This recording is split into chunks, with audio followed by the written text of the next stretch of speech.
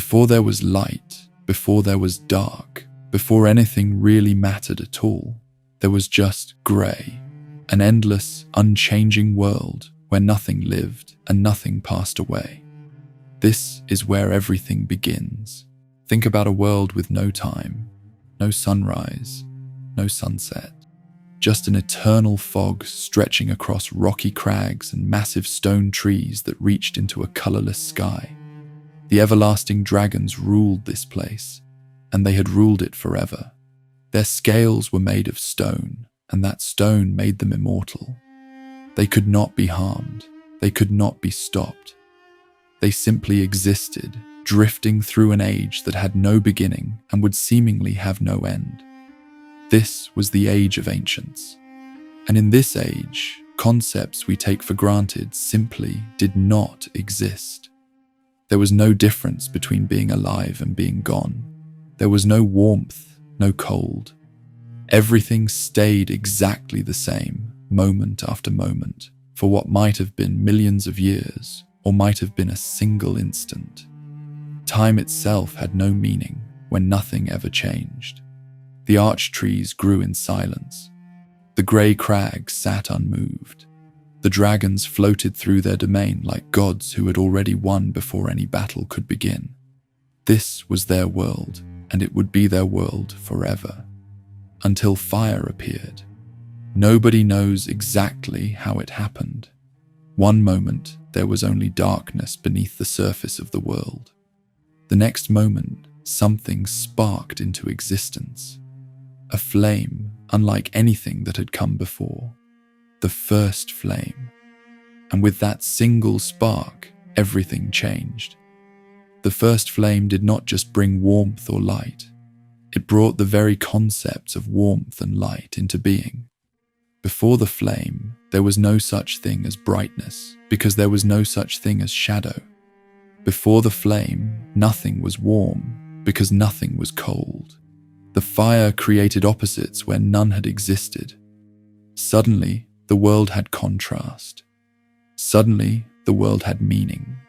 Light emerged from darkness, and with light came its natural opposite. Dark took shape as something real, something that could be understood and measured against the brightness of the flame. The grey world that had lasted forever suddenly had colour, had texture, had difference, but the flame brought something even more important than light and dark. It brought the separation between living and passing on.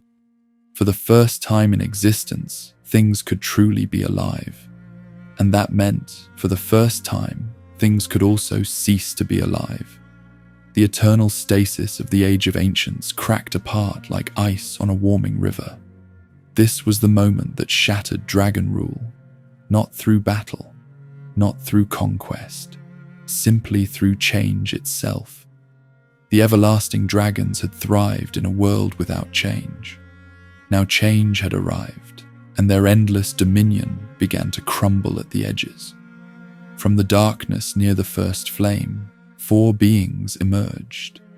Nobody knows exactly what they were before this moment. Perhaps they had existed in the shadows for ages, waiting for something to give them purpose. Perhaps they came into being alongside the flame itself. What we do know is that these 4 beings found something that would reshape reality forever. They discovered the Lord's souls. 4 sources of incredible power had appeared with the first flame. These were not ordinary souls like the sparks of energy that would later fuel all living things. These were Lord's souls. Each one contained enough power to challenge the dragons themselves. Each one offered a path toward becoming something greater than anything the world had ever seen. The first to claim a Lord soul was a being called Gwyn. His soul burned with the essence of light itself, drawing power directly from the brilliance of the first flame. This was the greatest of the Lord's souls, the one most closely tied to the fire that had changed everything. Gwyn would become known as the Lord of Sunlight, and his soul would make him the mightiest of the new gods rising to power. Another Lord's soul went to Gravelord Nito. His power came from the flip side of what the flame had created.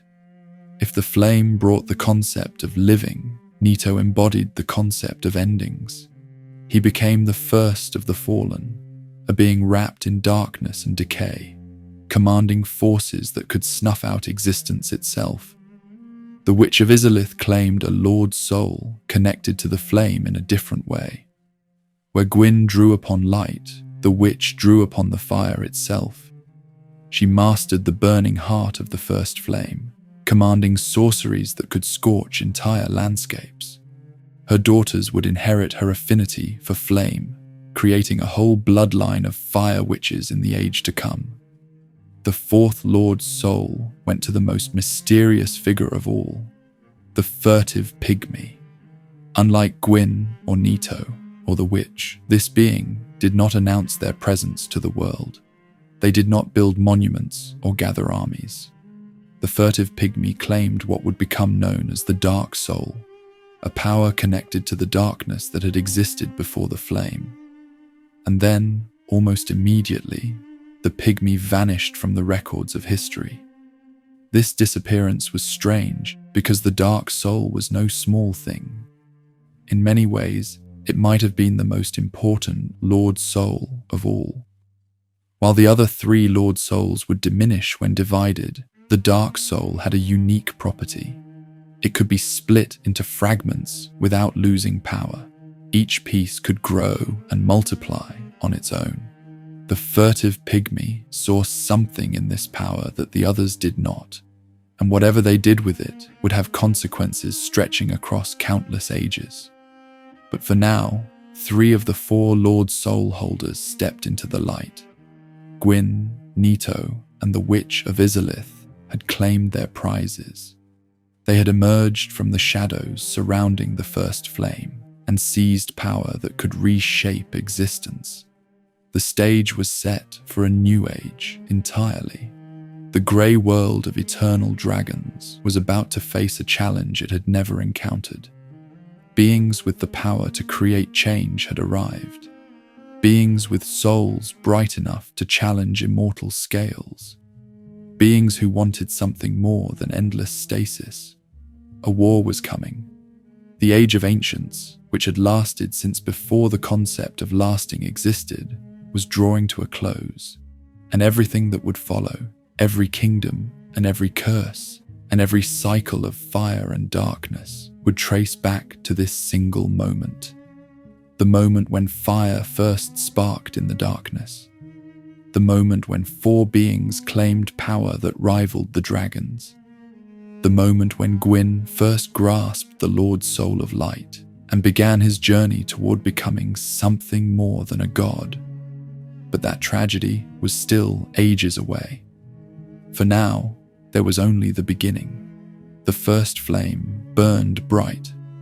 The Lord Souls had been claimed, and the everlasting dragons had no idea that their eternal reign was about to end in fire and lightning, and the fury of those who had finally been given the power to fight back. The Age of Fire was about to begin, and Gwyn would be the one to light its way. 4 beings had claimed the power of gods. Now they were going to use it. Gwyn looked at the world above and saw the everlasting dragons still ruling their grey domain. He looked at the first flame burning beside him and understood what needed to happen. The old order had to fall, and he would be the one to tear it down. The Lord's souls were not equal in strength. Among the 4, Gwyn's soul burned brightest. The Lord's Soul of Light drew power directly from the first flame itself, making Gwyn the mightiest of the new lords. This was not a small advantage. This was the difference between leading an army and being part of one. Gwyn would become the central figure in what came next, and his soul gave him the authority to command. But even the greatest soul could not challenge the dragons alone. Gwyn needed warriors. He needed soldiers who could stand beside him against creatures that had existed since before time had meaning. So he raised an army. These were the Silver Knights, mighty warriors clad in gleaming armor, each one devoted to Gwyn and his cause. They trained with weapons forged near the first flame. They learned to fight as a unified force, shields locked together, spears ready to strike. The Silver Knights became the backbone of Gwyn's military power, an army worthy of a Lord of Sunlight. Nito prepared for war in his own way. The Grave Lord had claimed the soul connected to endings, and he would wield that power against the dragons. His domain was decay and disease, the slow rot that breaks down even the strongest materials. Where Gwyn brought light, Nito brought the promise of an end to all things. The Witch of Izalith commanded fire itself. She and her daughters had mastered the burning heart of the first flame, learning sorceries that could turn landscapes into infernos. The Witches of Izalith would become walking disasters on the battlefield, capable of unleashing firestorms that scorched everything in their path. The furtive pygmy remained in the shadows, as always. Whatever role the holder of the dark soul played in the coming conflict would remain hidden from history. But the other three lords stood ready. They had power, they had purpose, they had armies and magic, and the will to reshape existence itself. The War of Fire began. The everlasting dragons did not fall easily. Their stone scales had protected them since the dawn of the world, and those scales proved just as effective against the lords as they had been against everything else. Fire washed over Dragonhide and did nothing. Magic crashed against their bodies and dissipated. The scales were the source of dragon immortality, and they seemed completely impervious to anything Gwyn could throw at them. The conflict became devastating beyond measure. For every dragon that Gwyn's forces managed to bring down, countless Silver Knights fell in the attempt. The war stretched on and on, with no clear end in sight. Gwyn had the numbers, but the dragons had something better. They had invincibility built into their very flesh. Something had to change. The lords could not keep sacrificing armies against an enemy they could barely scratch. They needed an advantage. They needed to find a weakness in scales that seemed to have none. That advantage came from the most unexpected source possible. A dragon named Seath approached Gwyn's forces, but Seath was different from the others of his kind. He was pale, almost white, an albino among creatures of grey stone, and most importantly, Seath had been born without the immortal scales that protected every other dragon. This birth defect had made Seath an outcast among his own people. The other dragons looked down on him. They saw him as lesser, as incomplete, as a mistake of nature. For ages uncounted, Seath had lived with this shame. Now he saw an opportunity for revenge. Seath betrayed his entire species. He came to Gwyn and revealed the secret that the lords had been searching for. The stone scales were indeed the source of dragon immortality. But more than that, Seath explained exactly how those scales could be broken. He gave Gwyn the knowledge needed to finally hurt the everlasting dragons. Using what he learned from Seath and the power of his lord's soul, Gwyn discovered something remarkable. Heat and light were both products of the first flame. And from that light, from the very essence of the sun itself, Gwyn could forge lightning.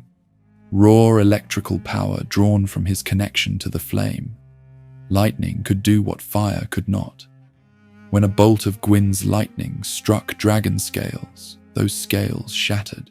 The stone that had protected the dragons since the Age of Ancients finally had a weakness that could be exploited. Gwyn armed his knights with this new weapon. Sunlight spears became the signature.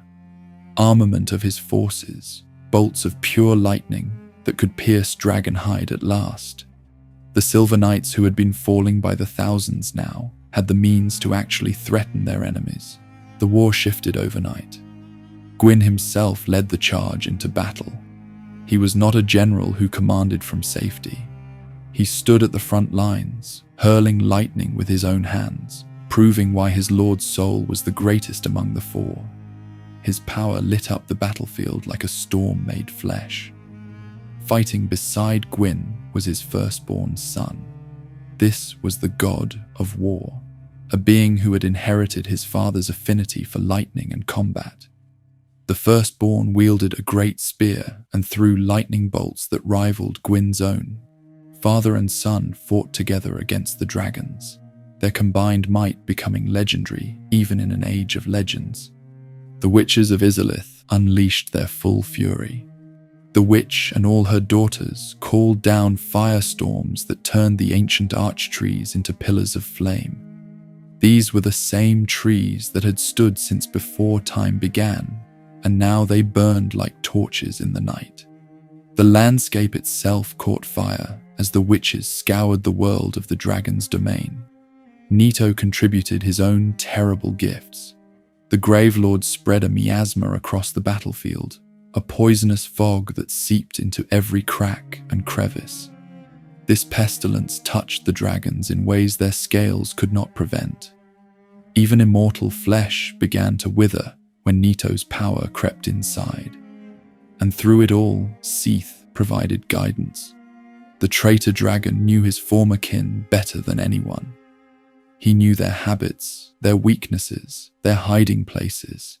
Every piece of information he shared made the lords more effective. Seath had turned the tide of the entire war with his betrayal. The combination proved unstoppable. Gwyn's lightning shattered scales.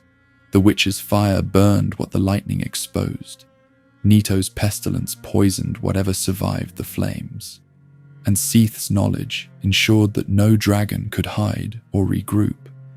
One by one, the everlasting dragons fell. These creatures had ruled the world since before the concept of ruling existed. They had been immortal, invincible, eternal. Now they were being hunted across a burning landscape by beings they had never even noticed until the first flame appeared. The war was long. The war was terrible. But the outcome was no longer in doubt. The lords had found their enemy's weakness, and they exploited it without mercy. Dragon after dragon went down. Their stone scales cracked, and their immortal bodies finally brought to an end. After ages of conflict, Gwyn and the lords emerged victorious. They had done what should have been impossible. They had taken down the rulers of the Age of Ancients and claimed the world for themselves. Almost all of the everlasting dragons were exterminated. A handful survived by hiding in the deepest caves or fleeing to the farthest edges of the world. But as a ruling power, as the dominant force of existence, the dragons were finished. Their eternal reign had come to an end. The Age of Ancients closed forever. The grey world of unchanging crags and stone trees gave way to something new. Something built by the lords who had risen from the darkness near the first flame and torn down the old order through fire and lightning and sheer determination. Gwyn stood in the ashes of his enemies and looked toward the future. He had led the charge. He had forged the lightning. He had commanded the armies that broke dragon rule forever. Now it was time to build something in place of what he had destroyed. The Age of Fire was about to begin, and Gwyn would be its undisputed ruler.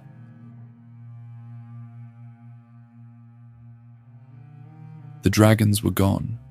The grey world was burning, and now Gwyn had to decide what would rise from the ashes. He chose to build a civilization that would last forever.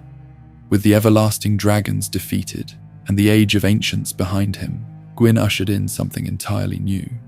He called it the Age of Fire, an era defined by light and warmth and the power of the first flame that had started everything. The lords who had fought beside him became more than just powerful beings. They became gods to the races that now emerged into the world. Gwyn needed a capital worthy of his new status, so he built Anor Londo. This was not just a city. This was a monument to everything Gwyn had achieved and everything he intended to become. Anor Londo rose on the surface of the world, high above the underground roots where the first flame had originally been discovered. Its towers reached toward the sky. Its walls gleamed with the reflected light of perpetual day. Gwyn had claimed the title of Lord of Sunlight, and his city would embody that name in every stone and spire. The sunlight over Anor Londo never faded. Gwyn's power kept the city bathed in eternal brightness, a constant reminder of who ruled this new age. From his throne, the Lord of Sunlight watched over a world that was finally learning what it meant to grow and change and thrive. A great civilization began to take shape under the warmth of the first flame. Souls became the foundation of everything. They were currency. They were life force. They were the measure of power and progress in this new age. The beings who lived under Gwyn's rule learned to gather souls, to trade them, to use them for advancement. An entire economy and society grew around these sparks of energy that the first flame had made possible. Humans emerged as one of the primary races in this new world. They had inherited something special from the furtive pygmy. Fragments of the dark soul had been passed down to humanity, giving them a unique connection to the darkness that existed alongside the light.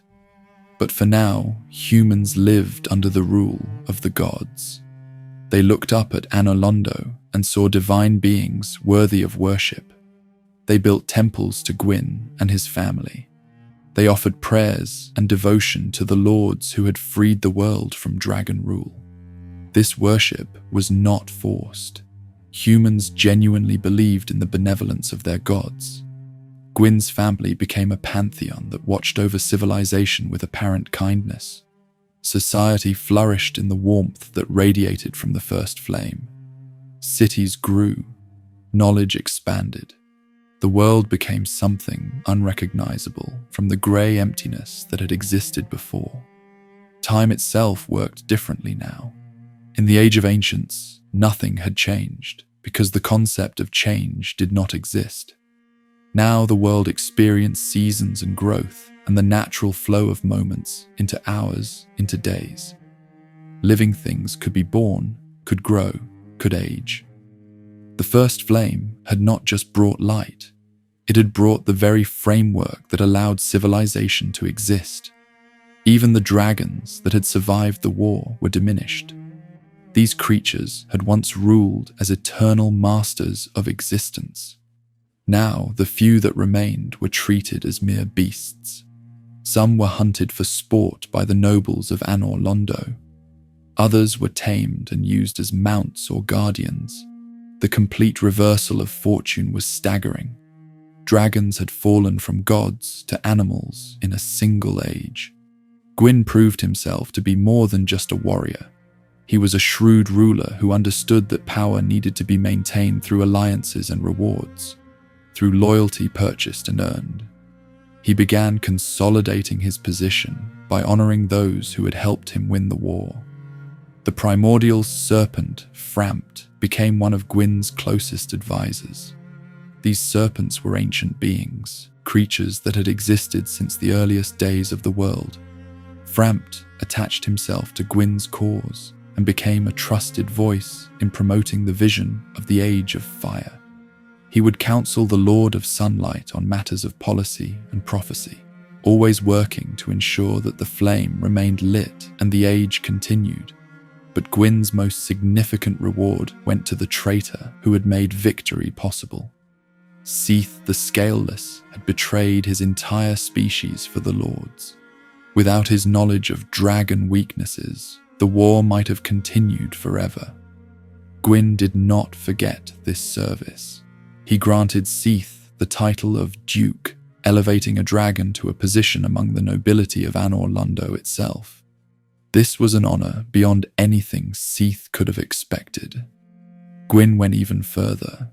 He bequeathed a fragment of his own Lord's soul to Seath as a personal gift. This was an incredible act of generosity. The Lord's Soul of Light was the source of Gwyn's power, and he was willing to share a piece of it with the dragon who had helped him win. The fragment would make Seath more powerful than he had ever been, even without the immortal scales he had always lacked. The Lord of Sunlight also gave Seath a purpose.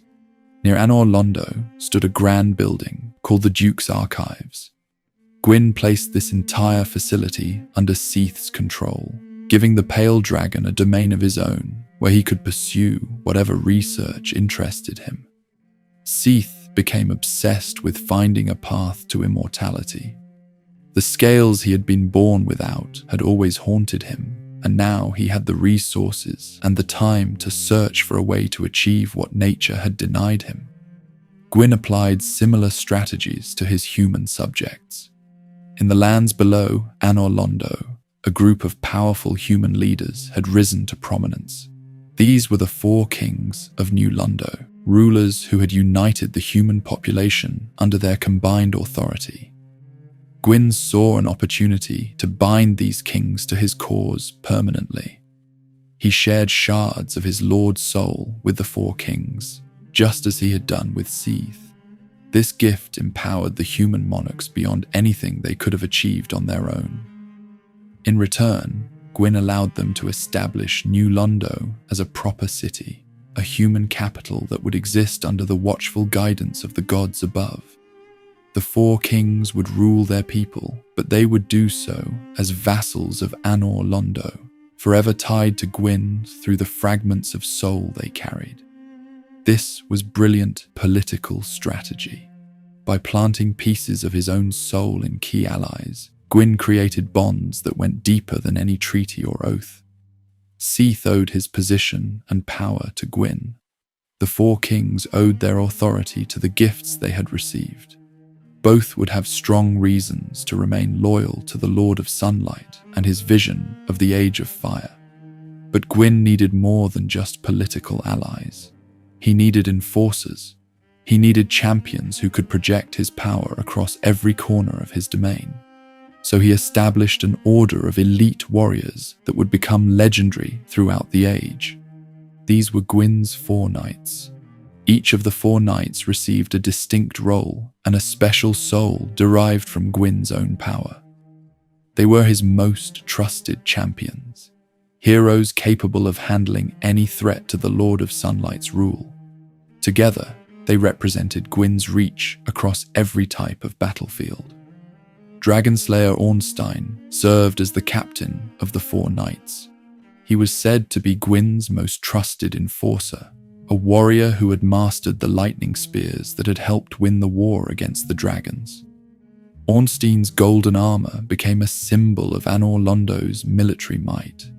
When the Lord of Sunlight needed his will imposed through direct combat, Ornstein was the one who carried out that duty. Hawkeye Guff brought a different kind of power to the 4 knights. This giant archer led Gwyn's Dragonslayer Greatbow archers, warriors capable of bringing down flying enemies from incredible distances. Guff's skill with ranged weapons was unmatched in the entire kingdom. He represented Gwyn's ability to strike at threats before they could even approach the walls of Anor Londo. Knight Artorius earned the title of Abyss Walker through his exceptional combat abilities. This wolf-blooded knight excelled in personal combat, a warrior whose skill with a greatsword made him dangerous in any duel. Artorius would later become known for his encounters with the Abyss, a spreading darkness that threatened the age. But in these early days, he served as one of Gwyn's finest fighters. Lord's blade Siren operated in the shadows where the other knights could not go. This deadly female assassin acted as Gwyn's hidden hand, eliminating enemies of the throne before they could become real threats. When open warfare was not appropriate and ranged combat was not possible, Siren handled the delicate work of removing problems quietly. She was the Lord of Sunlight's shadow, and she performed her duties with lethal efficiency. Together, The four knights symbolized Gwyn's complete dominion. Open warfare belonged to Ornstein. Ranged combat belonged to Goff. Personal duels belonged to Artorius. Covert operations belonged to Kieran. No threat could emerge that the four knights could not handle through one means or another. Under the protection of these champions and the guidance of the Pantheon of gods, Anor Londo entered a golden era. The city prospered. The civilization that Gwyn had built grew stronger with each passing year. Humans worshipped their divine rulers and benefited from the warmth of the first flame. The other lords maintained their own domains while acknowledging Gwyn as the greatest among them. Everything seemed perfect. The Age of Fire had dawned. Its light appeared strong enough to last forever. But Gwyn was already worried about something that nobody else seemed to notice. The first flame that powered everything, that made civilization possible, that separated this age from the grey emptiness that came before. That flame was not eternal. And when it began to fade, everything would change.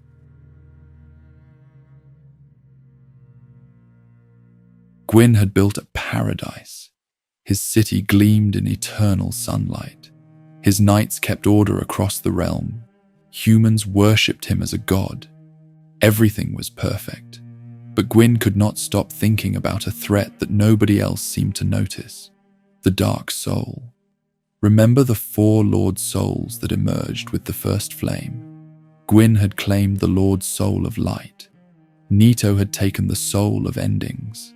The Witch of Izalith had mastered fire, and the furtive pygmy had claimed the Dark Soul before vanishing into the shadows of history. That fourth soul had not remained with the pygmy.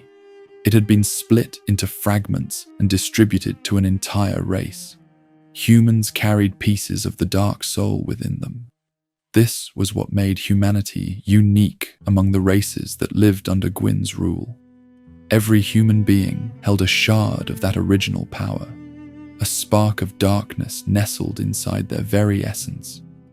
Gwyn understood something terrifying about this arrangement. The other Lord's souls worked in a straightforward way. When you divided them, each piece became weaker. Split a Lord's soul in half, and you got two halves with half the power each. This was why Gwyn could safely share fragments of his soul with Seath and the Four Kings without losing his dominant position.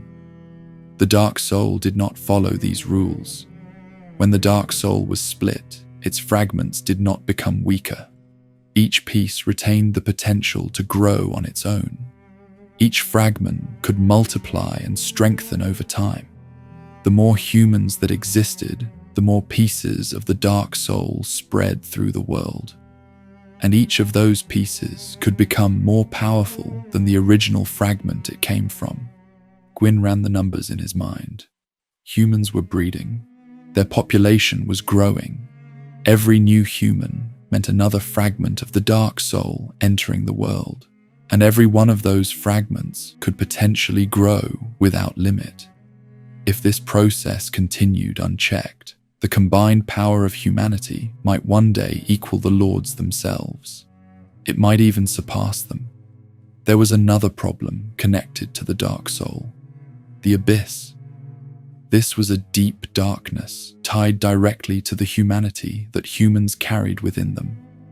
The Abyss could spread if humans gained too much power.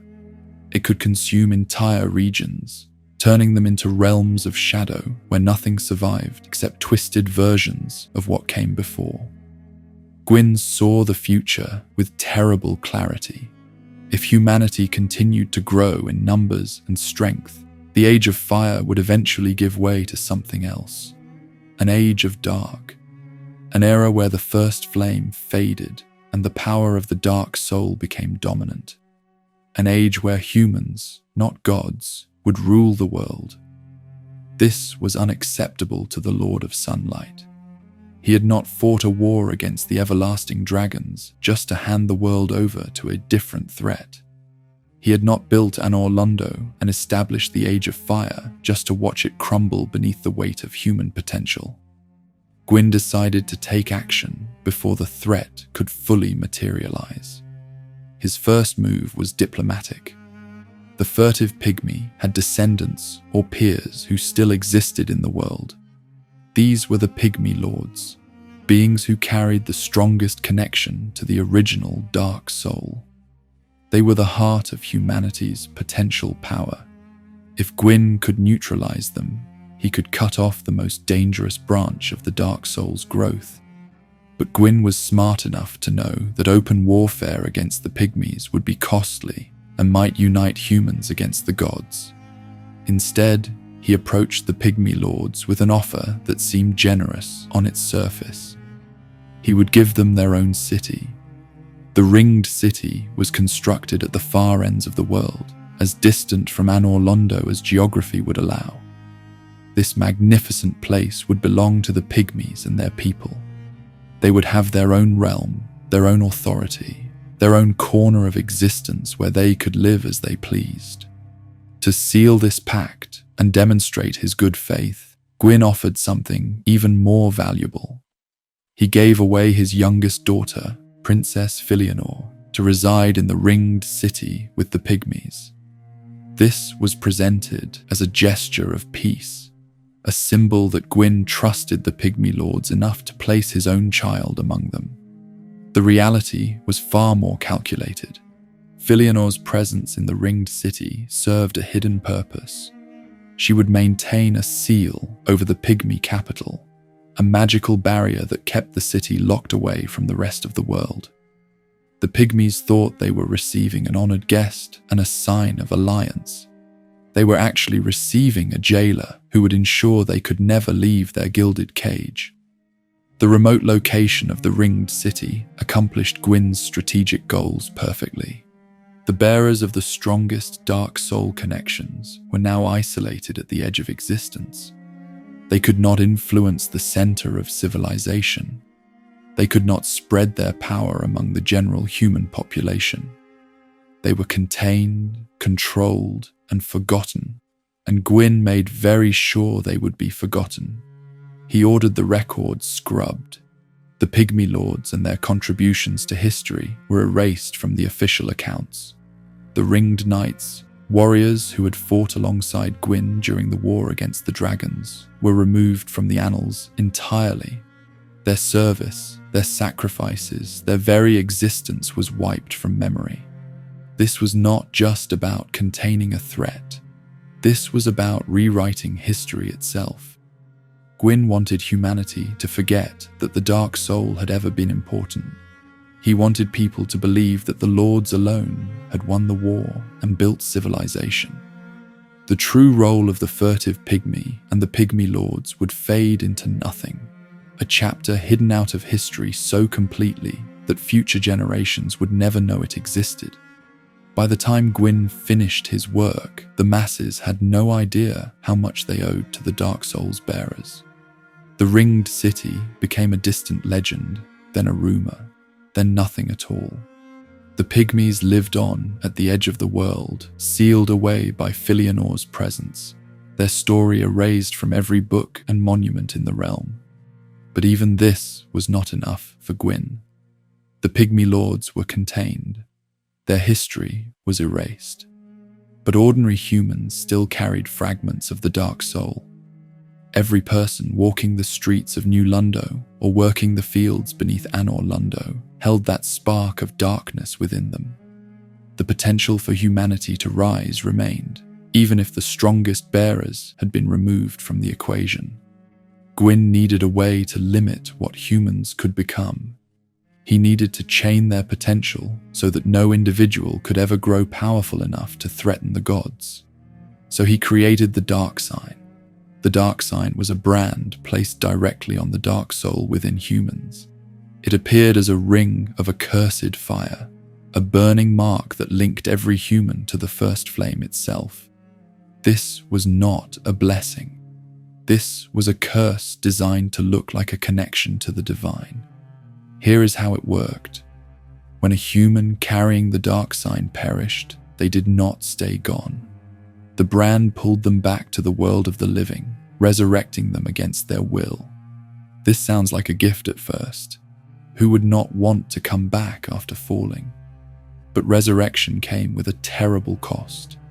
Each time a human returned from the beyond, the dark sign corroded a piece of their mind and soul. Memories faded, personality eroded, purpose slipped away. After enough revivals, there would be nothing left except an empty shell. The human would become what was called a hollow, a mindless husk wandering without direction or identity. The dark sign took the dark soul's natural power over existence and turned it into a trap. Humans could not achieve true endings because the brand kept pulling them back, but they could not truly live either, because each return stripped away more of what made them human. They were locked in an endless cycle of revival and decay, never able to rest and never able to grow beyond what the curse allowed. This was how Gwyn castrated humanity's potential. The boundless dark soul that could have grown without limit was now chained to the first flame through the dark sign. Humans could never accumulate enough power to challenge the gods, because the curse would hollow them out long before they reached that point. The undead would wander, the hollows would multiply, but no human would ever rise high enough to threaten the Age of Fire. The protagonists of the Dark Souls games carry this very curse. Every time they fall and rise again, they are experiencing exactly what Gwyn designed. The dark sign is why the undead exist. The dark sign is why hollowing claims so many. The entire system of resurrection and decay traces back to this single decision by the Lord of Sunlight. Some would later call Gwyn's actions the first sin. He had interfered with the natural order of darkness that belonged to humankind. He had chained human fate to the first flame without consent or choice. The Age of Dark that should have eventually followed the Age of Fire was being held back through manipulation and curse, rather than through any legitimate claim to continued rule. But Gwyn did not care about legitimacy. He cared about results, and the results were exactly what he wanted. The Pygmy Lords were sealed away in their distant city. The history of the Dark Soul's importance had been erased. Humanity was branded with a curse that prevented any individual from rising too high. The Age of Fire could continue without the threat of human rebellion undermining everything Gwyn had built. For now, the Lord of Sunlight had secured his position. His civilization prospered. His people worshipped him. His potential rivals were contained or cursed or forgotten entirely. But Gwyn had set forces in motion that would outlast his own reign. The dark sign would create suffering across countless ages. The ringed city would wait at the end of the world for someone to eventually discover its secrets. And the dark soul, no matter how many chains Gwyn wrapped around it, would never truly be extinguished. The Lord of Sunlight had bought time for his age. He had not purchased eternity. And somewhere in the depths of his magnificent city, Gwyn surely knew that even these extreme measures would not be enough to stop what was coming. The first flame was already beginning to fade.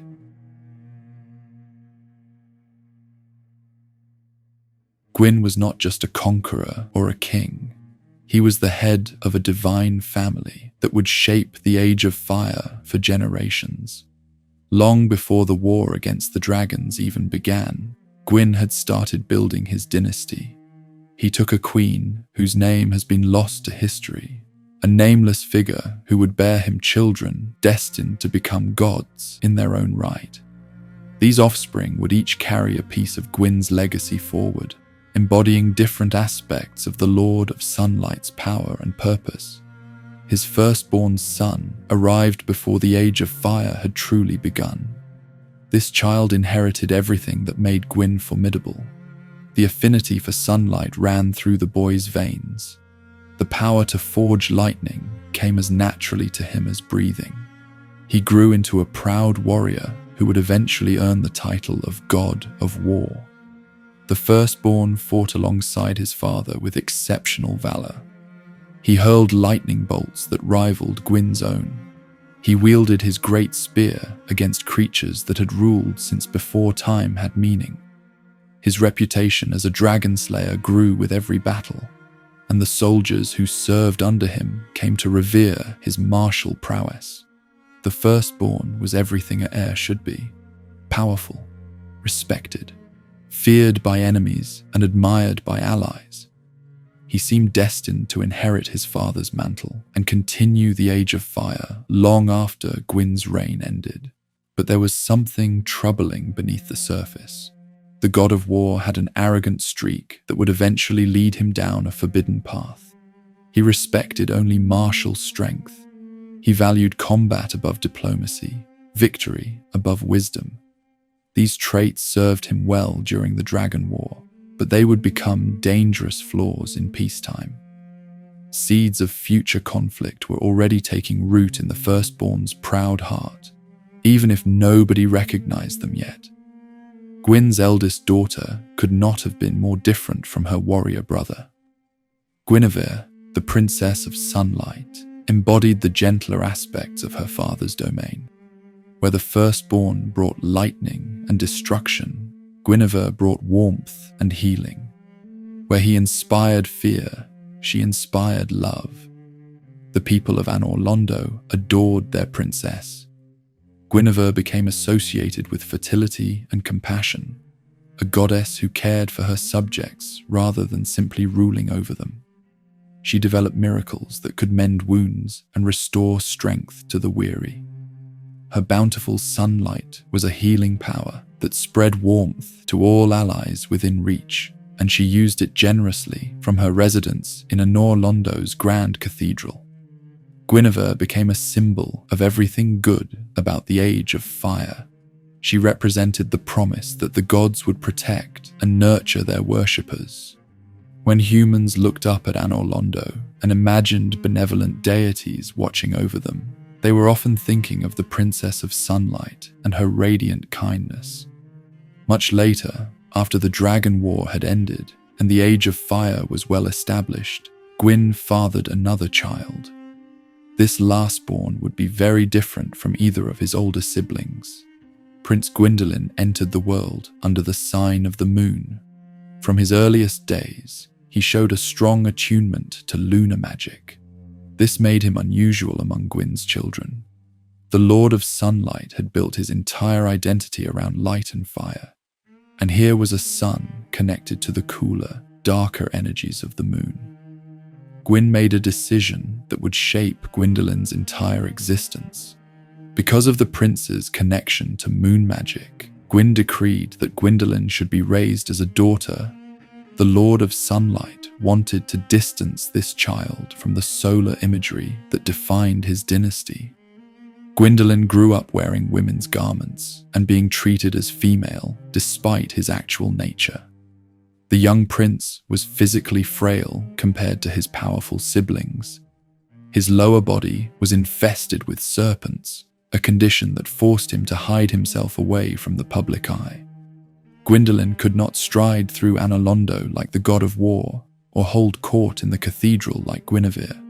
He existed in shadows and seclusion, connected to darkness in ways that his sun-blessed family could never fully understand. But Gwyn did not abandon this unusual child. The Lord of Sunlight indulged Gwendolin's need for privacy and protection. He gave the prince a magical ring designed to keep him safe. He ensured that Gwendolin had a place among the gods despite his differences. Gwyn recognized that the dark sun's lunar power could serve the family in ways that pure sunlight could not, and he wanted to keep that potential close. There was one more daughter in Gwyn's lineage, though her story has already been told. Filianor was the youngest, the princess who was sent away to the Ringed City as part of the pact with the Pygmy Lords. She would never walk the halls of Anor Londo during its golden age. Her role was to serve as a seal and a symbol, maintaining the barrier that kept the Dark Soul's strongest bearers contained at the edge of the world. Each of Gwyn's children carried forward a different aspect of his legacy. the firstborn, embodied his father's lightning and leadership in war. Guinevere reflected his benevolence and the nurturing warmth of light. Gwyndolin held mystical power over the moon that complemented the sun, and Anor served the family's political needs even in her isolation. Together, they formed a pantheon that ruled over the Age of Fire at its height. Anor Londo during this era was everything Gwyn had dreamed it could be. The city stood splendid and secure beneath its eternal sunlight. The gods lived in harmony with each other and with the mortal races below. This was the golden age that all future generations would look back upon with longing. The divine family was not alone in their magnificence. Other deities joined Gwyn's pantheon and contributed to Anor Londo's glory. Flame god Flann was counted among the Lord of Sunlight's allies, another powerful being who supported the order that Gwyn had established.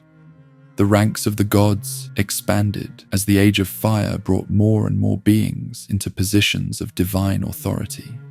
Even Seath the Scaleless, the dragon traitor, had been welcomed into this exalted company. His title of Duke gave him a position among the nobility. The pale dragon became something like an uncle to Gwyn's children, a strange addition to the family tree, but one that Gwyn had earned through his generosity. Seath attended to his research in the Duke's archives while maintaining his connections to the ruling dynasty. Humans and gods interacted freely during this golden age. The knights who served Gwyn were revered as heroes by the common people. Ornstein and his fellow champions walked through Anor Londo as living legends, their deeds celebrated in song and story. The barrier between mortal and divine seemed thin enough to touch. Guinevere's presence in the cathedral became a focal point for this interaction. Worshippers could approach the Princess of Sunlight and receive her blessing. Her healing miracles spread through the population, creating a tangible benefit from serving the gods. People saw real results from their devotion, and this reinforced their faith in the pantheon that ruled over them. The Age of Fire reached its absolute peak during these years. Souls flowed through the economy like water. Light filled every corner of civilization. Advances in magic and construction pushed the boundaries of what seemed possible. Anor Londo grew more beautiful with each passing decade, a monument to everything the lords had achieved since emerging from the darkness near the first flame. Peace and prosperity defined the era. The threat of the dragons had been eliminated. The threat of the dark soul had been contained through Gwyn's cunning measures. The four knights maintained order across the realm. The divine family projected an image of unity and strength that kept potential enemies from even considering rebellion. But perfection is always an illusion, and the seeds of future tragedy were already planted in the soil of this golden age. The firstborn's arrogance continued to grow alongside his reputation. His respect for martial strength above all else created a philosophical divide between him and the rest of his family.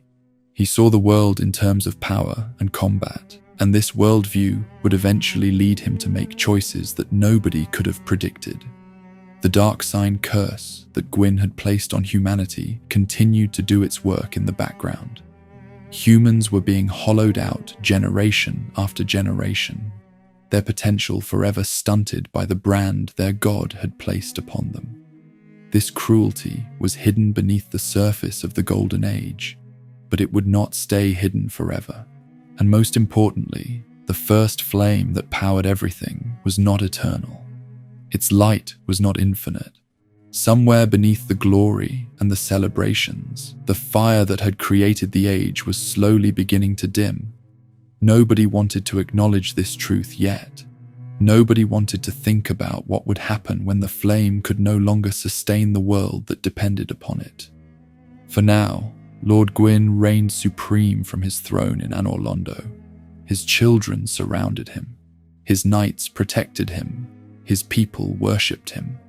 The power of fire illuminated every corner of his domain, and the devotion of his subjects seemed absolute. This was the Age of Fire at its brightest. This was the moment before everything began to fall apart, and Gwyn, for all his wisdom and all his power, could not stop the darkness that was coming any more than he could stop the setting of the sun he had claimed as his symbol.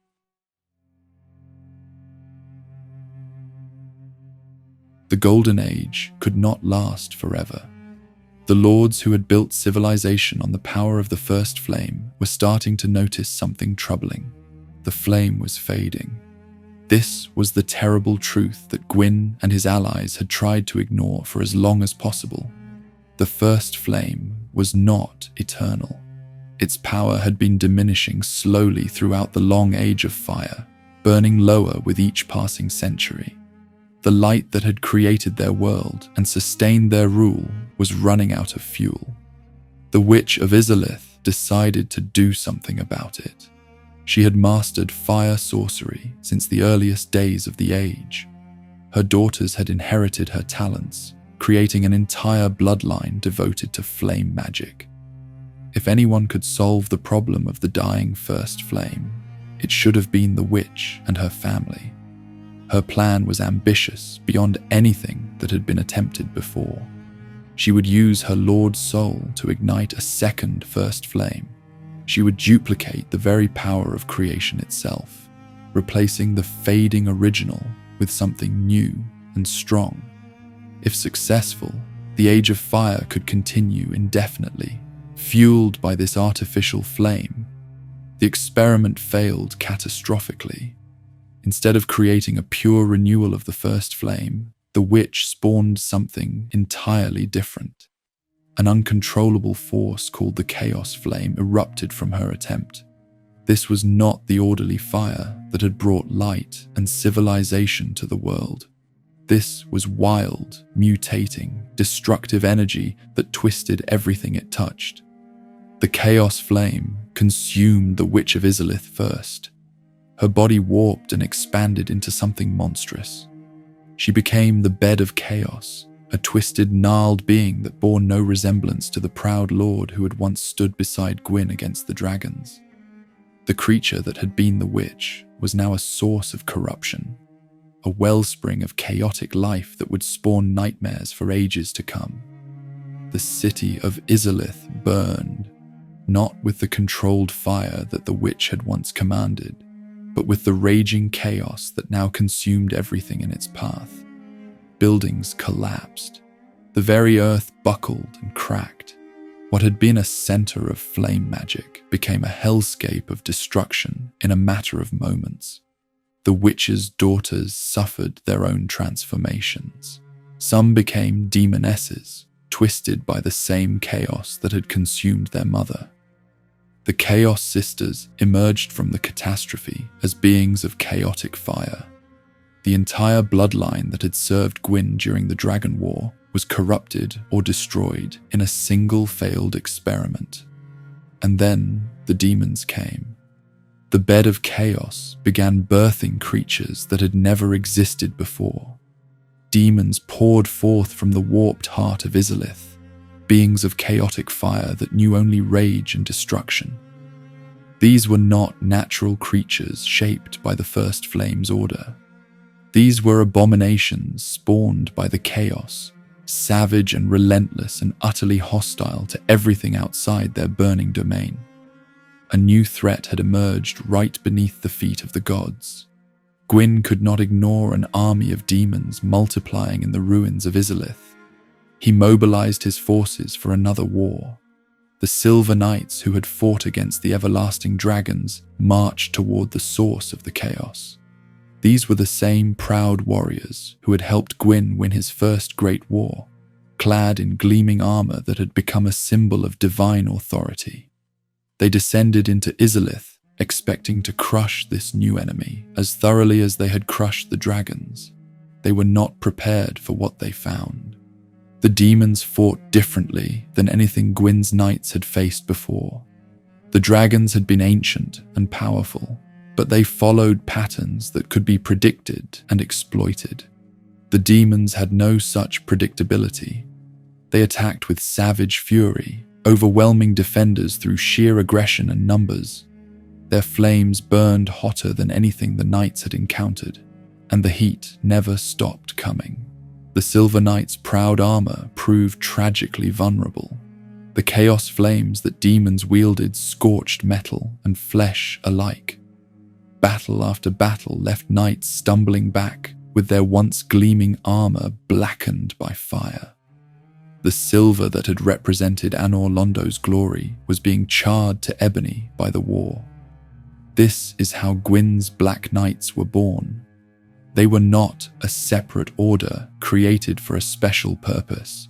They were the very Silver Knights who had marched into Izalith.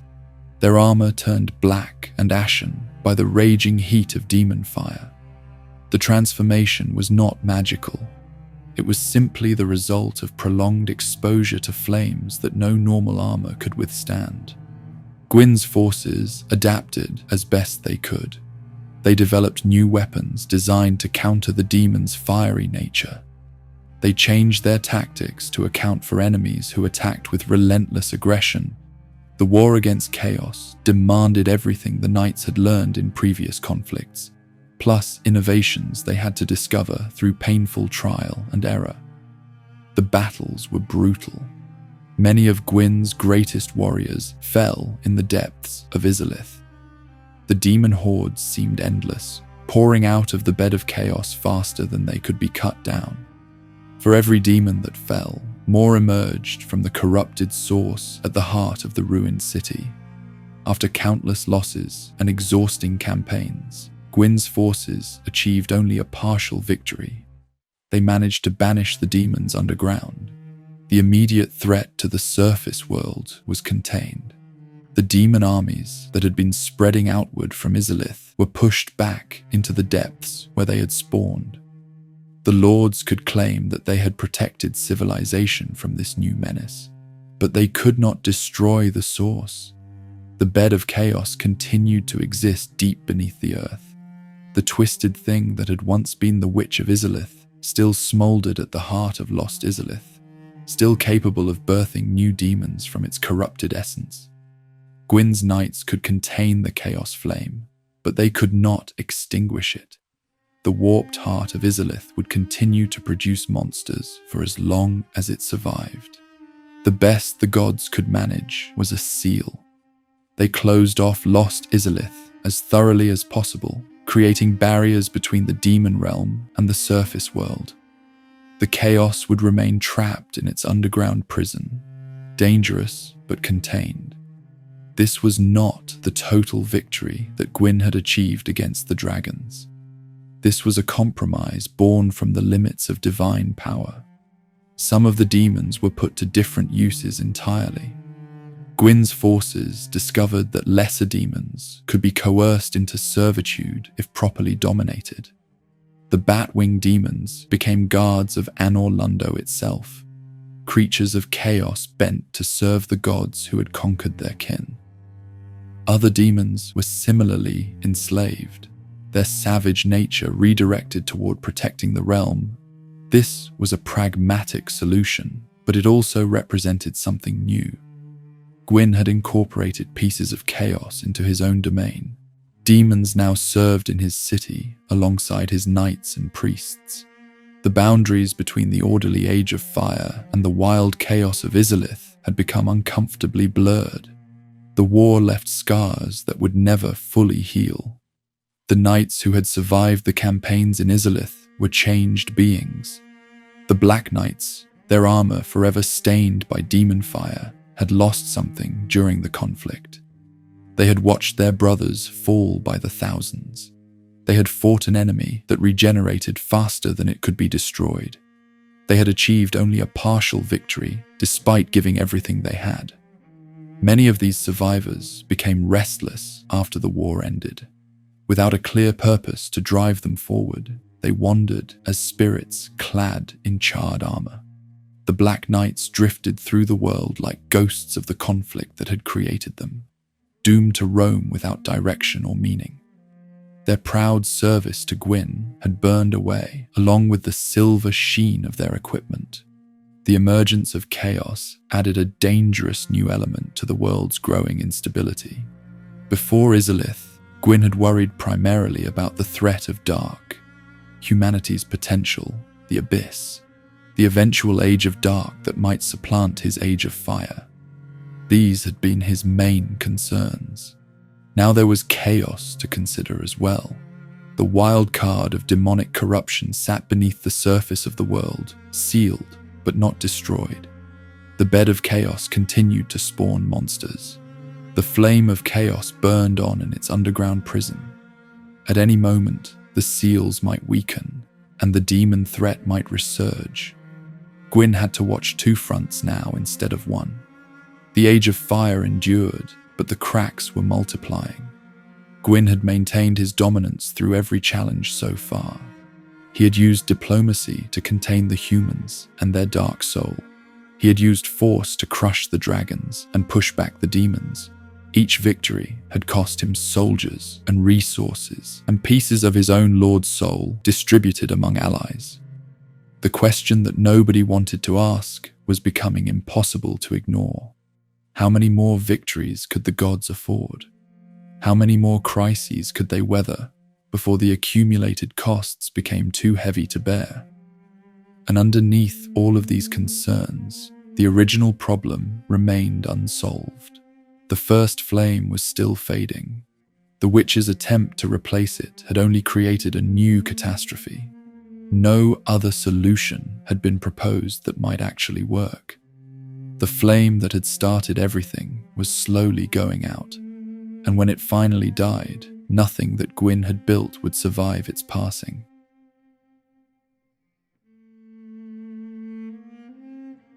After many centuries of rule, after wars against dragons and demons and the careful suppression of humanity's potential, Gwyn finally had to confront the truth he had been avoiding. The first flame was going out. This was not a sudden crisis. The dimming had been gradual, so slow that it was easy to pretend nothing was wrong. But the signs had become impossible to ignore. The skies over Lordran grew darker with each passing decade. The eternal sunlight that had bathed Anor Londo began to flicker at the edges. The warmth that had fueled civilization was cooling, and no amount of denial could change what was happening.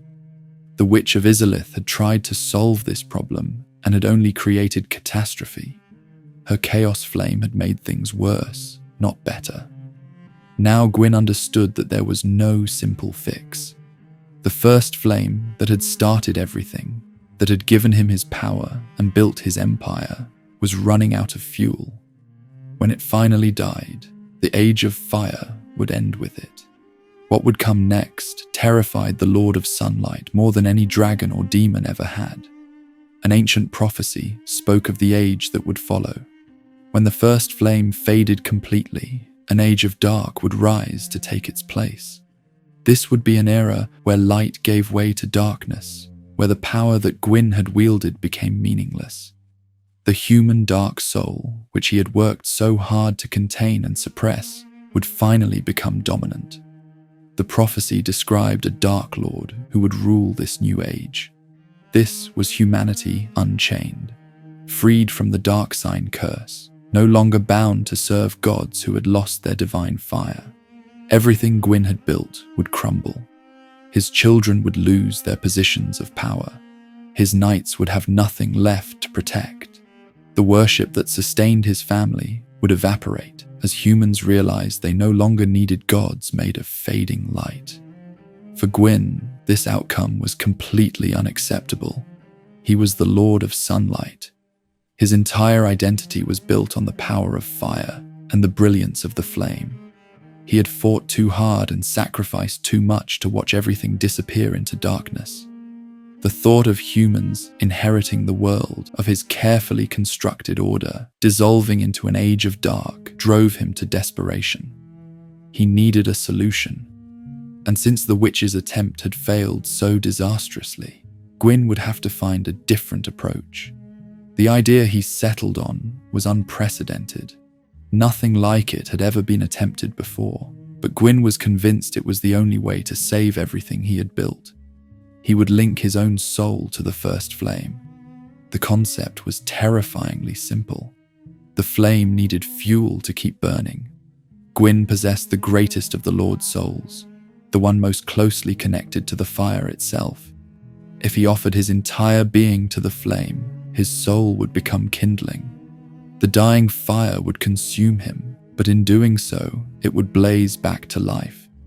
The Age of Fire could continue, sustained by the sacrifice of its greatest champion. This was not a partial measure. Gwyn was not talking about sharing a fragment of his power or performing some ritual at a distance. He was planning to physically enter the first flame and let it burn him completely.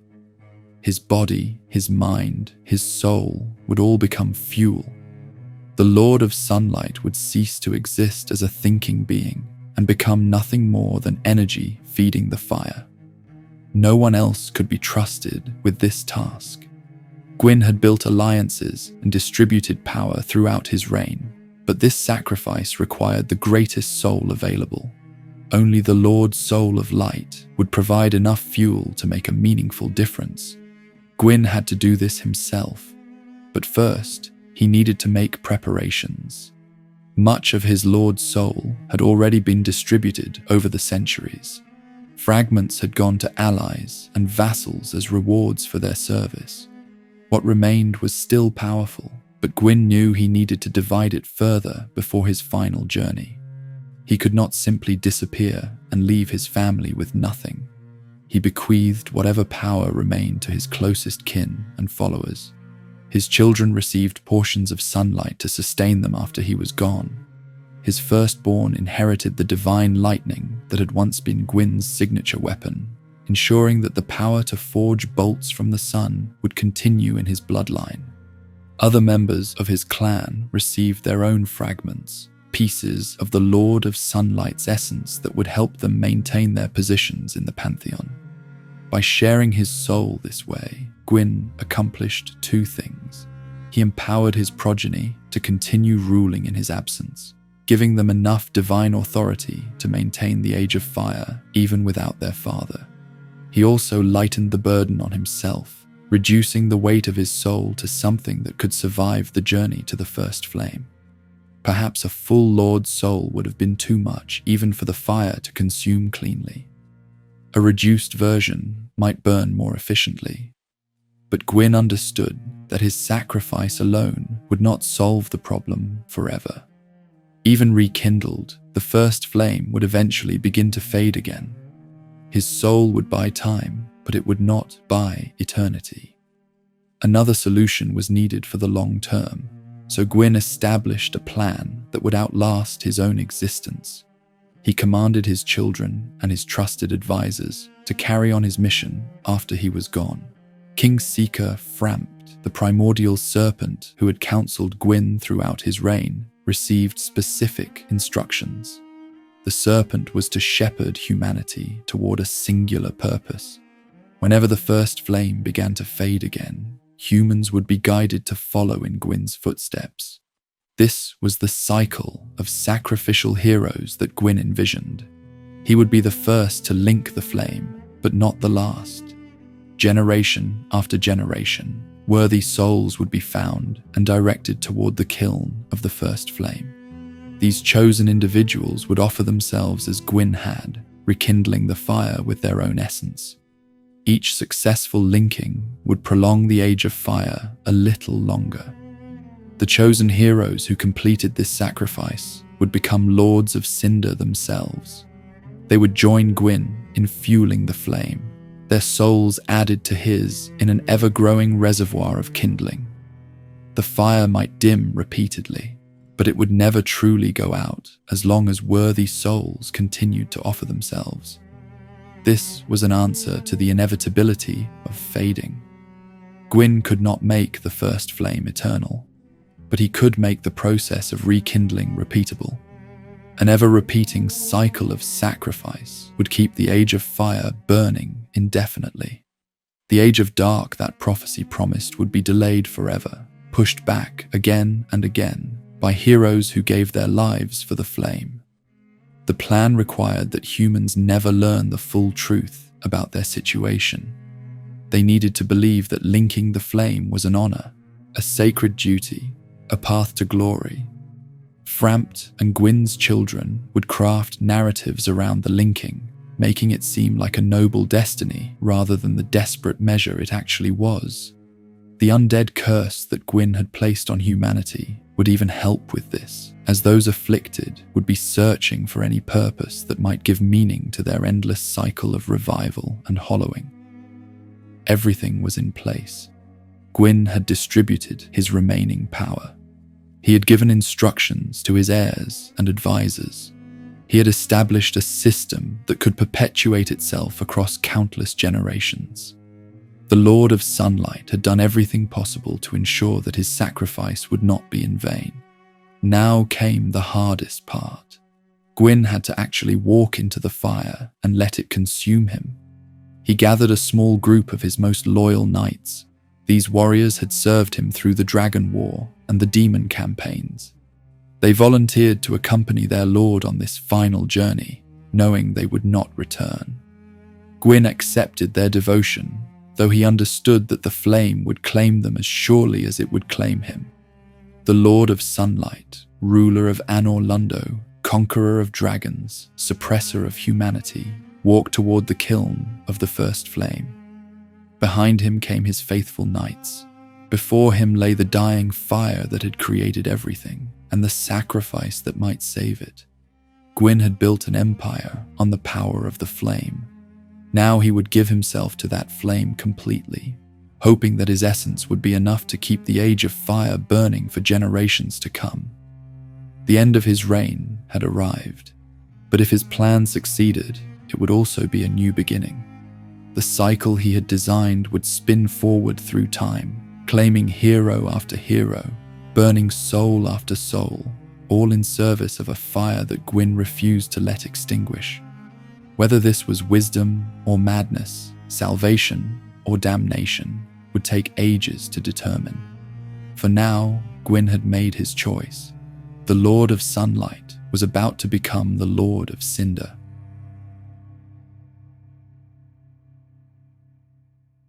The march to the kiln of the first flame was unlike any journey Gwyn had taken before. He was not leading an army to war. He was not riding in triumph through cheering crowds. He was walking toward his own ending, and he knew exactly what awaited him. The kilns sat at the heart of Lordran, a holy site where the first flame still burned despite its fading strength. This was where everything had started, where fire had first emerged from darkness and created the world Gwyn now ruled. It was fitting that this would be where his reign ended. Only a small retinue accompanied the Lord of Sunlight on this final path. These were his most loyal knights, warriors who had volunteered to follow their master, even though they understood the journey would be fatal. They marched beside Gwyn out of devotion, knowing they would never return to Anor Londo or see their families again. The Gwyn who approached the kiln was a shadow of the god who had once challenged the everlasting dragons. He had stripped himself of so much power over the centuries. The fragments given to Seath and the Four Kings, the portions distributed to his children before this final mission. By the time he reached the flame, he was but a shell of his former glory. His appearance reflected this diminished state. The magnificent armor of a conquering god had been replaced by ash-stained robes that hung loose on his frame. His crown, once radiant with divine authority, now sat drained of power on his brow. He carried only his royal greatsword, a weapon that had served him since the Dragon War, but could do nothing against the enemy he now faced. This enemy was the fading of the flame itself, and the only weapon that could defeat it was Gwyn's own soul. The kiln awaited him. The first flame flickered at its heart, barely clinging to existence. This was the fire that had brought light and dark into being, that had ended the age of ancients and created everything Gwyn valued. Now it was dying, and only one thing could save it. Gwyn entered the kiln. His knights followed close behind, ready to witness their lord's final act. The heat from even this diminished flame was intense, warning them of what was to come. None of them hesitated. The Lord of Sunlight threw himself into the fading first flame. In an instant, everything changed. Gwyn's Lord's soul connected with the fire he had served all his life. His essence became fuel. His being became kindling. The power that had once allowed him to forge lightning and command armies now poured directly into the hungry flame. An eruption of fire consumed the kiln. The first flame, which had been guttering toward extinction moments before, blazed back to life with renewed intensity. Light flooded outward from the heart of Lordran. The age of fire, which had been fading into twilight, suddenly burned bright across the world once more. Gwyn's sacrifice had worked. The flame was reborn, but the cost was everything he had been. The fire did not simply use Gwyn's soul and release him. It consumed him utterly and bound him to itself. His body scorched and blackened within the flame. His mind burned away until nothing remained but the faintest echo of duty. The proud god who had built Anor Londo and ruled for centuries was transformed into a hollowed husk of cinders. Gwyn, Lord of Sunlight, became Gwyn, Lord of Cinder. He was the first to bear this title, a new designation for a new kind of existence. He was no longer a god in any meaningful sense. He was a keeper of the flame, bound eternally to the fire he had fed with his own essence. The power unleashed by the linking did not stop with Gwyn. The eruption of renewed flame scorched everything in the surrounding kiln. The knights who had accompanied their lord were caught in the conflagration. Their loyal bodies were incinerated to ash. Their armor, already blackened from previous battles, was scorched beyond any recognition.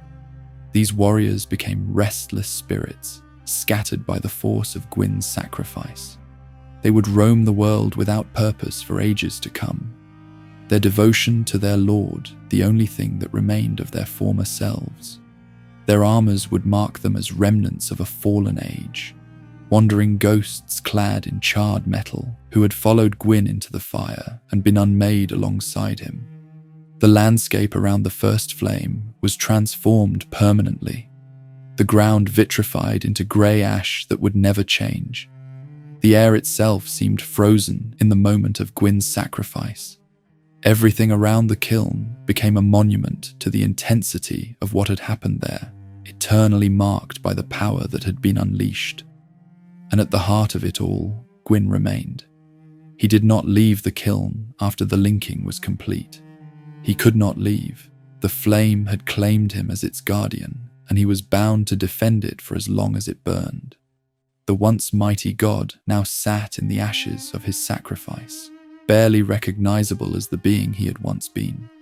His mind was gone. The sharp intellect that had outwitted dragons and contained humanity and built a civilization had burned away with everything else. What remained was a shell animated by nothing but the lingering duty to protect the flame. If anyone approached the first flame, this mindless guardian would rise to defend it. Not because Gwyn chose to, but because that was all he was now. The charred figure that had been the Lord of Sunlight would attack any intruder with the great sword he still carried. His movements would be dangerous despite his diminished state. Centuries of combat experience had been burned into reflexes that survived even after conscious thought had been consumed. Gwyn, Lord of Cinder, had become the final obstacle for anyone who wished to reach the flame. The immediate results of the sacrifice were exactly what Gwyn had hoped for. The age of fire persisted. The feared age of dark was delayed. Light continued to shine across the world, sustained by the fuel that Gwyn had provided. His bold action had succeeded in preserving everything he had built, but not everyone saw the linking as heroic. The primordial serpent Darkstalker Cath had always advocated for the Age of Dark. He believed that humanity deserved its destined era, that the dark soul should be allowed to inherit the world as the first flame faded naturally. When Gwyn linked the fire and prevented this succession, Cath called the sacrifice a folly. In Cath's view, Gwyn had robbed humanity of its rightful age. The Dark Lord prophecy should have been fulfilled. Humans should have risen to rule a world no longer dominated by gods of fading light. Instead, one desperate god had broken the natural cycle and condemned the world to an artificial extension of an era that should have ended. This criticism would echo through the ages. In a later time, a scholar named Aldia would study the history of the flame and reach similar conclusions.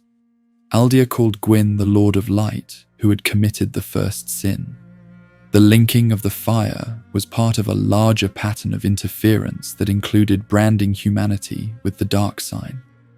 Gwyn had orchestrated an endless cycle of rekindling that defied the world's natural progression. He had chained human fate to the first flame without consent. He had halted the natural fade into dark and imposed an artificial perpetuation of his own era. In Aldia's assessment, these actions constituted a fundamental sin against the order of existence. But such judgments belonged to the future. In the immediate aftermath of the linking, Gwyn's sacrifice appeared to be exactly what the world needed. The flame burned bright. The age of fire continued. The darkness that had threatened to consume everything was held back by the power of one god's offering. Gwyn had transcended into fuel for his own flame. He had given up everything he was so that everything he had built might survive. The Lord of Sunlight had become ash and ember, a mindless guardian bound to the fire he had saved. Whether this was heroism or horror would be debated for as long as the flame continued to burn. What could not be debated was that Gwyn had succeeded in his immediate goal. The first flame lived. The age of fire endured, and the cycle he had designed was now in motion, waiting for future heroes to follow in his burning footsteps. The god was gone. The cinder remained, and deep in the heart of the kiln, the first flame fed on what had once been the mightiest being in the world.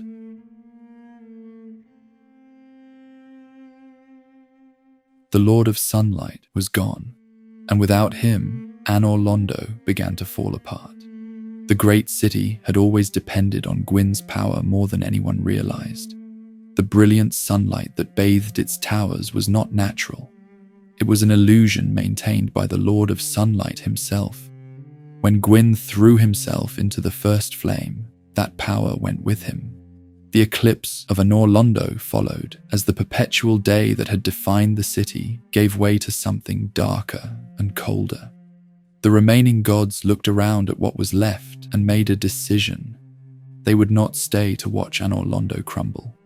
Princess Guinevere led the exodus. She had lost her father to the flame, and she understood what his absence meant for the future. The power of the gods was diminishing. The glory days were over. Staying in Anor Londo would only mean witnessing the slow decay of everything her family had built. She gathered her followers and fled the city. Her destination was a distant land far from Lordran, somewhere she could start fresh without the shadow of her father's sacrifice hanging over her. She eventually married flame god Flan, one of the deities who had been allied with Gwyn's Pantheon. Together, they sought safety and a new life away from the fading capital of the gods. But Guinevere did not leave Anor Londo completely empty of her presence. In the great cathedral where she had once resided, she left behind a magical illusion of herself. This phantom Guinevere would sit in the throne room, radiant and beautiful, giving the appearance that the Princess of Sunlight still watched over her people. The illusion was meant as a comfort and a ruse. Believers who remained in Anor Londo could still see their beloved princess and take solace in her apparent presence. They did not need to know that the real Guinevere was gone, that they were praying to nothing more than a magical projection. The illusion would later serve another purpose entirely, but for now, it was simply a way to ease the transition as the gods departed. Most of the other deities followed Guinevere's example. One by one, they abandoned Anor Londo for safer territories. The once bustling palace grew quiet. The The halls that had echoed with divine conversation fell silent.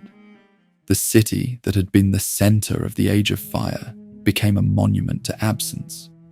But the most devastating departure was yet to come. Gwyn's firstborn had been intended to succeed his father. The god of war was the natural heir, the warrior who had fought beside Gwyn against the dragons, the son who had inherited the power of lightning. In the power vacuum that followed the linking of the flame, the firstborn assumed the mantle of leadership over Anor Londo's remaining warriors. Then he committed an act of betrayal that shocked everyone who remained. The firstborn allied himself with the ancient dragons, the very creatures he had spent his life fighting. The enemies his father had devoted everything to defeating became his chosen companions. He sacrificed everything he had built to stand with them instead of against them. The exact reasons for this heresy have been lost to time. Perhaps he felt guilt over the near extinction of a species that had done nothing wrong except exist. Perhaps he disagreed with his father's ideals and the endless cycle of sacrifice that Gwyn had established. Perhaps there was something about the timelessness of dragons that appealed to a god watching his own era fade away. Whatever drove him, the decision was absolute. The remaining gods considered this the ultimate betrayal. Gwyn had devoted his entire existence to defeating the dragons and building the Age of Fire on their graves. For his own son to ally with them was heresy beyond forgiveness. The punishment was swift and total. The firstborn was stripped of his deific status. Every title he had earned was taken away. He was dethroned from any position of authority and exiled from Anor Londo permanently. But even that was not enough to satisfy the outrage of the remaining Pantheon. They erased him from history. His name was expunged from every record in Lordran. His statues were torn down and destroyed. Every mention of the firstborn was scrubbed from official accounts. To the people of Anor Londo, it would be as if Gwyn's heir had never existed at all. An empty plinth would stand in the statue room where his likeness had once been displayed, a void where memory should have lived. Before the disgraced god departed forever, he left one final gesture of respect for his father. He placed his treasured sunlight blade miracle on Gwyn's tomb, along with the ring of the sun's firstborn. These artifacts were his parting gift, a nod to the relationship that had once existed between father and son before everything fell apart. Then the god of war vanished from the annals of Lordran. He would become known only as the Nameless King in distant legends, a war god whose identity had been forgotten. Human cultures would tell stories of his exploits without ever knowing he was the exiled son of the Lord of Sunlight. With the firstborn gone and forgotten, Gwyn's line of succession was broken. There was no obvious heir to lead Anor Londo. The city that had once been the seat of divine power was now adrift without direction. Only one deity remained to hold things together. Dark Sun Gwendolyn had always existed in the shadows. His connection to the moon had set him apart from the rest of his family. His physical frailty had kept him hidden from public view. Now, by default, he became the sole god left in Anor Londo, and its chief deity by circumstance rather than choice. Gwendolyn knew he was unfit to rule openly. He could not stride through the city and inspire devotion the way his father had. He could not lead armies or project strength to potential enemies. His power lay in illusion and misdirection, and he would use those talents to preserve what remained of his father's legacy. He maintained the magical projection of Guinevere in the cathedral throne room. Under his power, the entire city was bathed in an illusion of endless sunlight, masking the true darkness that had fallen when Gwyn departed. To anyone visiting Anor Londo, it would appear that the Princess of Sunlight still resided in her cathedral, and that the sun still shone brightly over the capital of the gods. But Gwendolyn's deception served a greater purpose than mere comfort. He was implementing the plan his father had established before linking the flame. the fire would fade again eventually. When it did, a worthy soul would need to follow Gwyn's example and rekindle it. Gwendolyn set everything in motion to ensure this would happen. Kingseeker Fremt, the primordial serpent who had advised Gwyn, would guide undead heroes toward Anor Londo.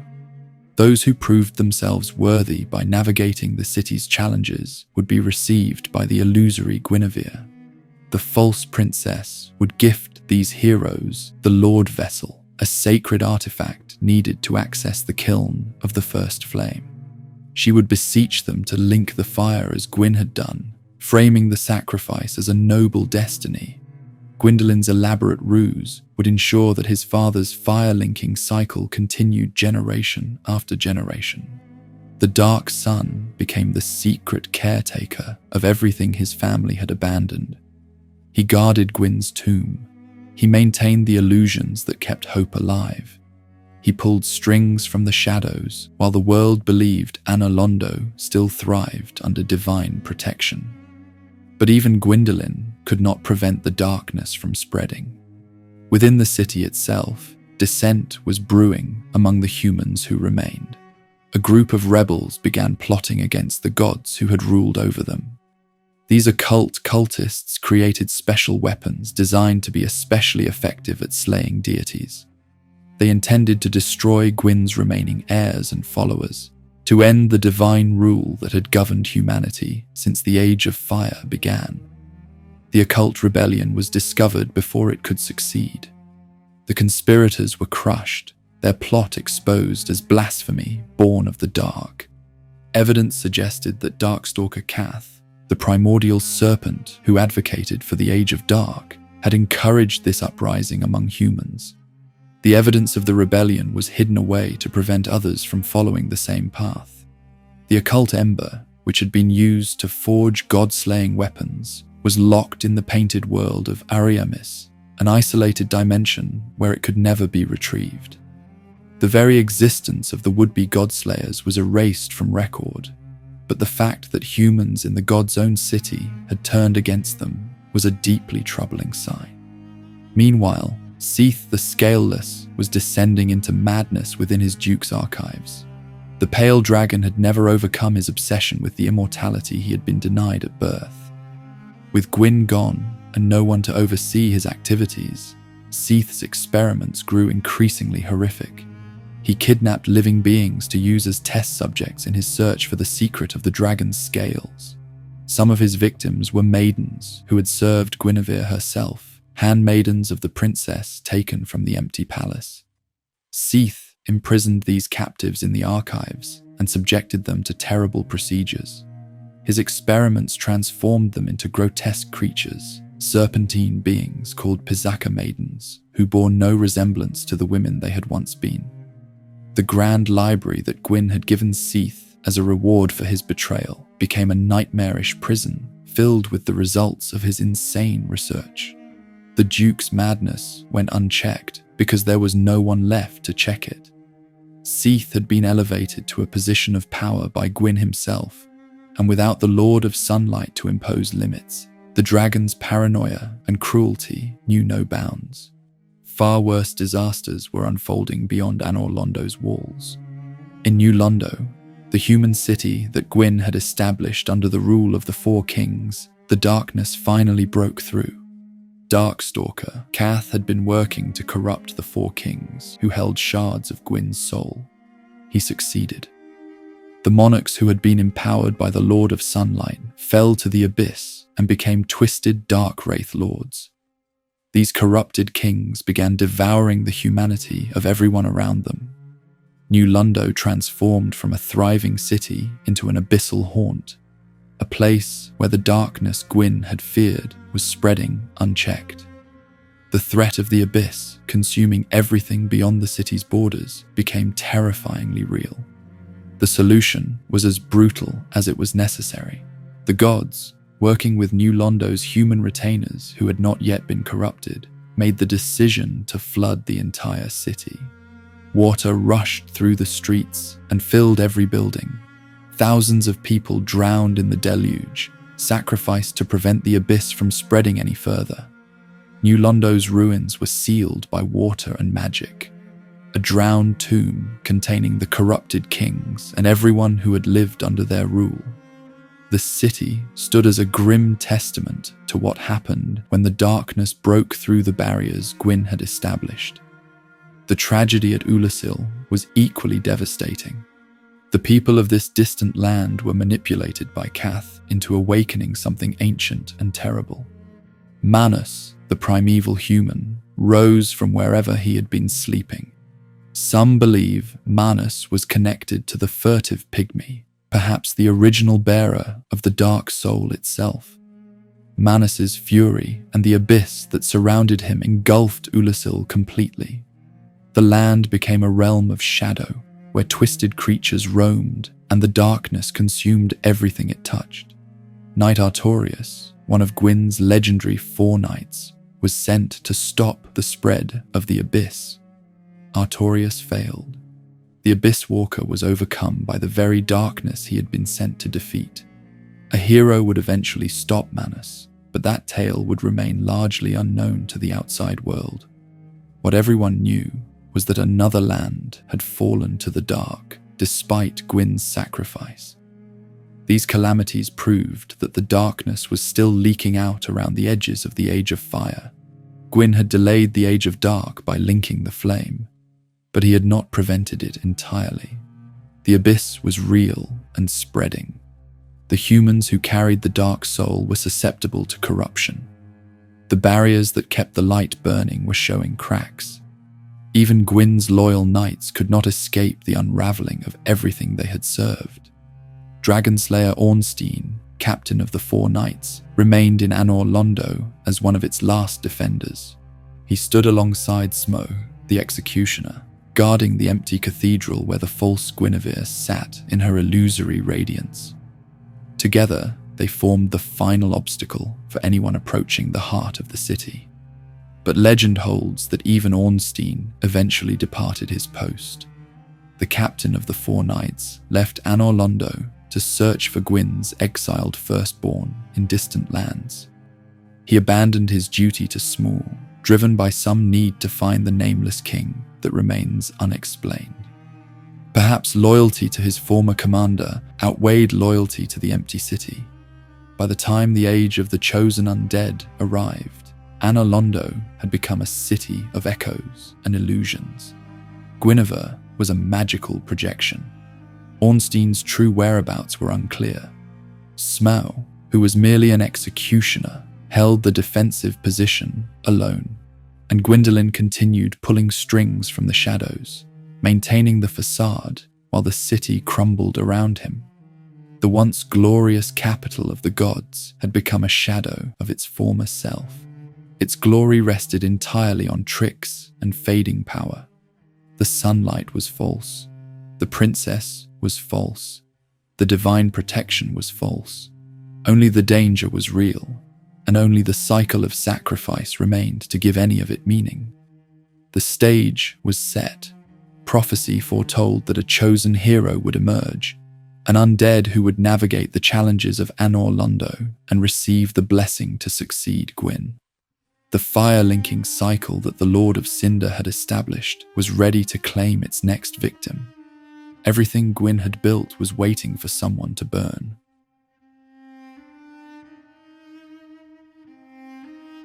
The Age of Fire was waning again. Gwyn's sacrifice had bought time, but time was running out.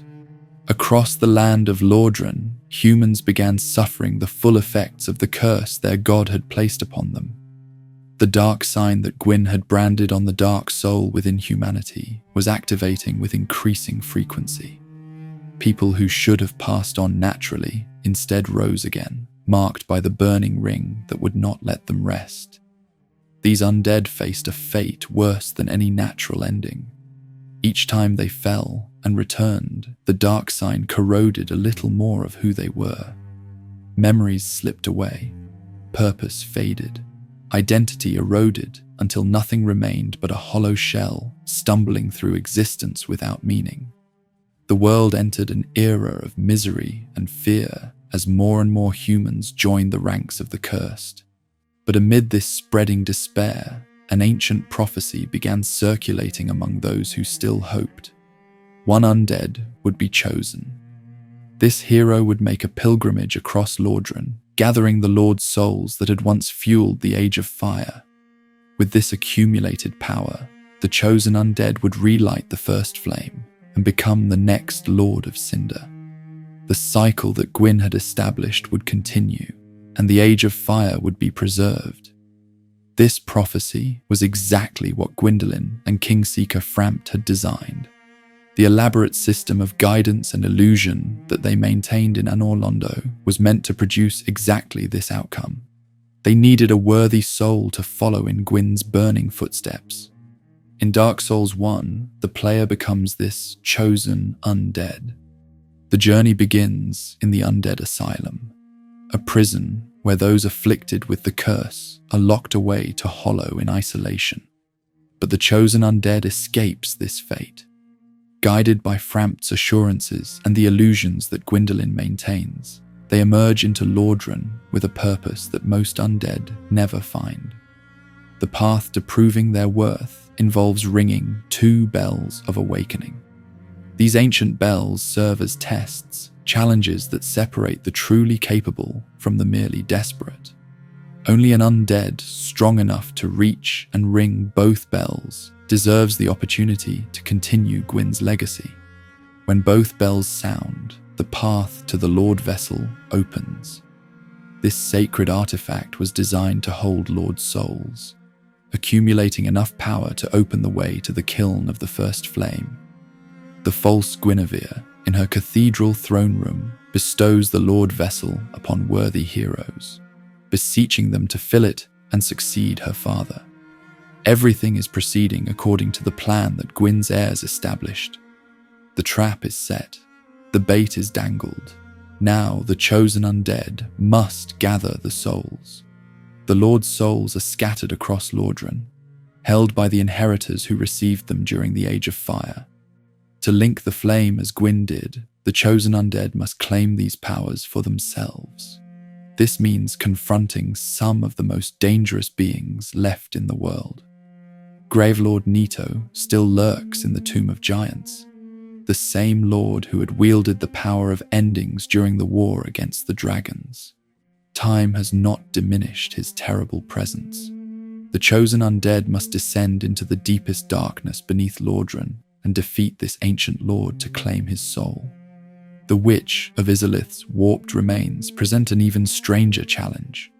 The Bed of Chaos, that twisted thing that spawned all demons, still smolders in the ruins of lost Izalith. Destroying the Bed of Chaos ends the source of demonic corruption that had plagued the world since the Witch's failed experiment. The Witch's Lord's soul is claimed from her monstrous remains. Seath the Scaleless has gone completely mad in his Duke's archives. The pale dragon who betrayed his kind and was rewarded with a shard of Gwyn's Lord's soul has become something nightmarish in his obsession with immortality. The chosen undead must navigate his twisted library and end his insane existence. The bequeathed Lord's soul shard that Gwyn gave Seath ages ago becomes another piece of the collection. The 4 kings of New Londo, despite having been corrupted by the Abyss and transformed into Dark Wraith Lords, still hold their fragment of Gwyn's power. The flooded ruins of their city must be drained. A way into the Abyss itself must be found. Then the corrupted kings must be destroyed, and their bequeathed Lord's soul shard recovered from the darkness.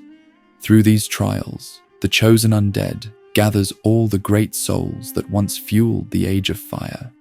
The power of Nito, the power of the Witch of Izalith, the shards of Gwyn's own soul that he distributed to Seath and the 4 kings. Together, these souls represent the same level of power that Gwyn commanded when he first linked the flame. The Lord Vessel accepts these offerings. With the great souls collected and contained, the door to the kiln of the first flame finally opens. The chosen undead can now complete the journey that Gwyn began so long ago. What awaits in the kiln is both a challenge and a tragedy. Gwyn, Lord of Cinder, remains at the heart of the flame he sacrificed himself to save. He is not the mighty god who once commanded lightning and built Anor Londo. He is a spectral guardian, tethered eternally to the fire he lit ages before. His mind burned away with everything else when he linked the flame. Only duty remains, an instinct to protect the first flame from anyone who approaches. The final battle is accompanied by the most mournful music in the game. Where other bosses receive triumphant or terrifying themes, Gwyn's theme is a quiet piano piece that speaks of loss and fading glory. This was once the Lord of Sunlight, the greatest of the gods, the conqueror of dragons and architect of civilization. Now he is a charred swordsman who knows only how to attack intruders. The chosen undead defeats this remaining Cinder in a tragic clash. Gwyn's tattered being collapses at last. The soul that had been bound to the flame for countless ages is finally freed from its duty. The Lord of Cinder falls, and the first flame gutters without him to sustain it. Now everything depends on what the chosen undead does next. The flame is dying again, just as it was dying when Gwyn made his sacrifice. Two paths lie before the hero who has come so far. Each choice will shape the fate of the world and determine the ultimate meaning of Gwyn's legacy. The first option is to continue what Gwyn started. The chosen undead can approach the dying flame and link it, offering themselves as fuel just as Gwyn did. This choice means sacrificing everything. Body, mind, soul, all of it will be consumed by the hungry fire. The hero will become the next Lord of Cinder, their essence adding to the kindling that keeps the Age of Fire burning. In this ending, the first flame erupts back to life. The Age of Fire is extended once more. The cycle of sacrifice that Gwyn designed continues exactly as he intended. Light spreads across the world again, and darkness is pushed back for another era. The chosen undead fulfills the destiny that the prophecy described. They become the next Gwyn, taking on the same burden and paying the same price. Their soul joins the accumulated fuel of the flame, setting up future cycles where other chosen heroes will be guided to make the same sacrifice. Later events in Dark Souls 3 suggest that this ending occurred at least once. The soul of Cinder that guards the flame in that game embodies all the past linkers who have sacrificed themselves over the ages. The chosen undead's essence is presumably part of that composite being, one more layer of kindling added to the eternal fire. The second option is to reject everything Gwyn built. The chosen undead can refuse to link the flame. They can walk away from the dying fire and let it gutter out. They can even actively extinguish the remaining flame, ensuring that the Age of Fire ends completely. In this ending, the chamber goes black. The light that has defined civilization since the defeat of the dragons fades into nothing. The Age of Dark that Gwyn feared and fought against finally arrives. The era of humanity unchained that the ancient prophecy described. The chosen undead is proclaimed the Dark Lord. Primordial serpents, like Darkstalker Cath, bow before them, acknowledging the new ruler of a world without fire. Everything Gwyn worked to prevent has come to pass. The dark soul that he tried so desperately to suppress becomes the dominant power in existence.